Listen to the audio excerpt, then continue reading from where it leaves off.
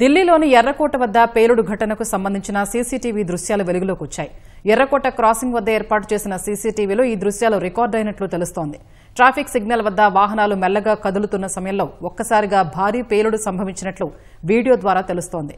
ఈ నెల 10న సాయంత్రం 6:50 పేలుడు సంభవించినట్లు సీసీటీవీ ఫుటేజ్లో రికార్డు అయింది. ఈ కేసు దర్యాప్తులో ఈ వీడియో కీలకంగా మారే అవకాశం ఉంది.